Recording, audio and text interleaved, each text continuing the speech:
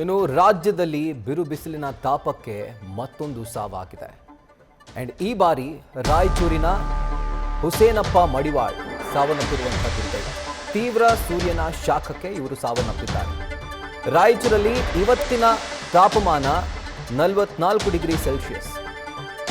ಕೆಲಸ ಮುಗಿಸಿ ಮನೆಗೆ ಹೋಗುವಾಗ ಹುಸೇನಪ್ಪ ಕುಸಿದು ಬಿದ್ದಿದ್ದಾರೆ. ಆಸ್ಪತ್ರೆಗೆ ಸಾಗಿಸುವ ಮಾರ್ಗ ಮಧ್ಯೆಯೇ ಅವರು ಮೃತಪಟ್ಟಿದ್ದಾರೆ. ಬಿಸಿಲಿನ ತಾಪಮಾನವನ್ನು ತಾಳೋಕ್ಕಾಗದೆ ಇವರು ಸಾವನ್ನಪ್ಪಿರುವಂಥದ್ದು. 44 ಡಿಗ್ರಿ ಸೆಲ್ಸಿಯಸ್ ಅಂತಂದರೆ ಎಷ್ಟರ ಮಟ್ಟಿಗೆ ಆ ಬಿರು ಬಿಸಿಲು ನೆತ್ತಿ ಸುಡ್ತಿರಬೇಕು, ಜಸ್ಟ್ ಇಮ್ಯಾಜಿನ್ ಮಾಡಿ. ಬೆಂಗಳೂರಿನಲ್ಲಿ 34-35ಕ್ಕೆ ಒದ್ದಾಡ್ತಿರ್ತೀವಿ. ಅಂಥದ್ರಲ್ಲಿ ಅಫ್ಕೋರ್ಸ್ ತುಂಬ ಬಿಸಿಲು ರೆಕಾರ್ಡ್ ಆಗುವಂಥ ಅಥವಾ ಟೆಂಪರೇಚರ್ಸ್ ರೆಕಾರ್ಡ್ ಆಗುವಂಥ ಡಿಸ್ಟ್ರಿಕ್ಟ್ಗಳು ಅದು ಯಾದಗಿರಿ, ರಾಯಚೂರು, ಇವೆಲ್ಲವೂ ಕೂಡ, ಬೀದರ್.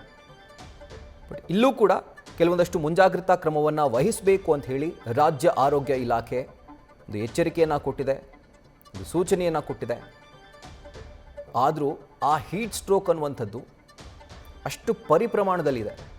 44 ಡಿಗ್ರಿ ಸೆಲ್ಸಿಯಸ್ ಮಧ್ಯಾಹ್ನದ ಹೊತ್ತಲ್ಲಿ ನೆತ್ತಿ ಮೇಲೆ ಇಂಥ ಟೆಂಪರೇಚರ್ ಬೀಳುತ್ತೆ ಅಂತಂದರೆ ಅಫ್ಕೋರ್ಸ್ ಹೀಟ್ ಸ್ಟ್ರೋಕ್ಗೆ ಒಳಗಾಗುವಂಥ ಸಾಧ್ಯತೆ ದಟ್ಟವಾಗಿರುತ್ತೆ. ಸೊ ಅದೇ ಥರ ಇವತ್ತು ಹುಸೇನಪ್ಪ ಮಡಿವಾಳ್ ಕೆಲಸ ಮುಗಿಸಿ ಮನೆಗೆ ಹೋಗುವಾಗ ಅವರು ಕುಸಿದು ಬಿದ್ದಿದ್ದಾರೆ.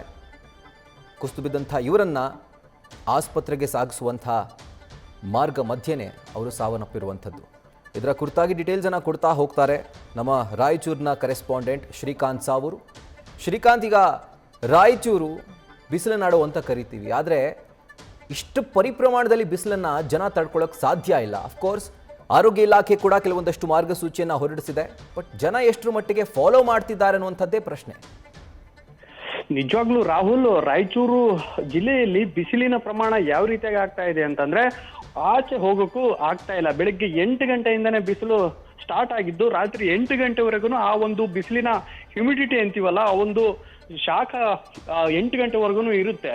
ಆದ್ರೆ ನಾವೀಗ ಏನು ತೋರಿಸ್ತಾ ಇದ್ದೀವಿ, ಯಾಪಲ್ದಿನಿಯ ಹುಸೇನಪ್ಪ ಮಡಿವಾಳ್ ಅನ್ನುವಂತಹ 45 ವರ್ಷದ ವ್ಯಕ್ತಿ ಬೆಳಿಗ್ಗೆಯಿಂದ ಸಾಯಂಕಾಲದವರೆಗೂ ಸಹ ನರೇಗಾ ಕೆಲಸದ ಒಂದು ಕೂಲಿ ಕಾರ್ಮಿಕರಾಗಿ ಕೆಲಸ ಮಾಡ್ತಾ ಇರ್ತಾರೆ. ಆಪಲ್ದಿನಿ ಗ್ರಾಮದಲ್ಲಿ ಕೆಲಸ ಮಾಡಿ ಮನೆಗೆ ವಾಪಸ್ ಹೋಗುವಾಗ ಬಿಸಿಲಿನ ತಾಪದಿಂದಾಗಿ ಕುಸಿದು ಬೀಳ್ತಾರೆ. ಅವರನ್ನ ಕೂಡಲೇ ಆಸ್ಪತ್ರೆಗೆ ಸಾಗಿಸುವಂತಹ ಒಂದು ಯತ್ನವನ್ನ ಮಾಡ್ತಾರೆ. ಆದ್ರೂ ಸಹ ಮಾರ್ಗ ಮಧ್ಯೆನೆ ಅವರು ಕೊನೆಯುಸಿರೆಳಿತಾರೆ. ಅಂದ್ರೆ ನಾವು ನೋಡ್ಬೋದು ಯಾವ ರೀತಿಯಾದಂತಹ ಬಿಸಿಲಿನ ಪ್ರಮಾಣ, ಅಂದ್ರೆ ಜಾಗತಿಕ ತಾಪಮಾನದ ಬಿಸಿಲಿನ ಪ್ರಮಾಣದ ಏರಿಕೆ 44 ಡಿಗ್ರಿ ಸೆಲ್ಸಿಯಸ್ಗಿಂತನೂ ಅಧಿಕ ಪ್ರಮಾಣದಲ್ಲಿ ಬಿಸಿಲು ದಾಖಲಾಗ್ತಾ ಇದೆ. 44.6 ಹೈಯೆಸ್ಟ್ ಬಿಸಿಲು ರಾಯಚೂರಲ್ಲಿ ದಾಖಲಾಗಿರುವಂತದ್ದು.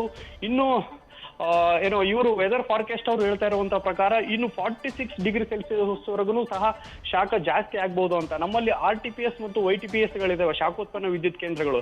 ಇಡೀ ರಾಜ್ಯಕ್ಕೆ 45% ವಿದ್ಯುತ್ ಇಲ್ಲಿಂದನೇ ಸಹ ಸರಬರಾಜು ಮಾಡಲಾಗ್ತದೆ. ಇದರಿನ ಶಾಖವು ಸಹ ಇಲ್ಲಿನ ವಿಕಿರಣ ಮಾಲಿನ್ಯ ಆಗಿರ್ಬೋದು, ಬಿಸಿಲಿನ ಹೊಡೆತಕ್ಕೆ ಕಂಪ್ಲೀಟ್ ಆಗಿ ಸಾಕಷ್ಟು ಜನ ಜಾನುವಾರುಗಳು ಸಹ ಆಚೆ ಬರದೇ ಇರುವಂತಹ ಒಂದು ಪರಿಸ್ಥಿತಿ ಉದ್ಭವ ಆಗಿದೆ.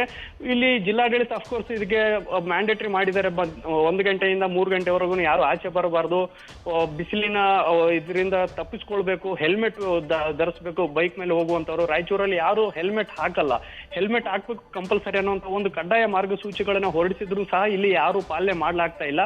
ಬೆಳಿಗ್ಗೆಯಿಂದನೂ ಸಾಯಂಕಾಲದವರೆಗೂ ಬಿಸಿಲಲ್ಲೇ ಜನ ಓಡಾಡ್ತಾ ಇದ್ದಾರೆ, ಯಾರು ಪಾಲನೆ ಮಾಡಕ್ಕೆ ಆಗ್ತಾ ಇಲ್ಲ. ಯಾಕಂತಂದ್ರೆ ಅವರ ಅವಶ್ಯಕತೆಗಳಿಗೆ ತಕ್ಕಂತೆ ಆಚೆ ಓಡಾಡ್ತಾ ಇದ್ದಾರೆ. ಆದ್ರೆ ಬಿಸಿಲನ್ನು ಸಹ ಗಮನಿಸಬೇಕಾಗ್ತದೆ. ಇದರ ಪರಿಣಾಮವಾಗಿ ಯಾಪಲ್ದಿನಿಯ ಹುಸೇನಪ್ಪ ಮಡಿವಾಳ್ ಮೃತಪಟ್ಟಿರುವಂತದ್ದು ಉದ್ಯೋಗ ಖಾತ್ರಿ ಕೆಲಸ ಮುಗಿಸಿ ಮನೆಗೆ ವಾಪಸ್ ಆಗುವಾಗ ಈ ಒಂದು ಘಟನೆ ಸಂಭವಿಸಿರುವಂತದ್ದು. ರಾಹುಲ್.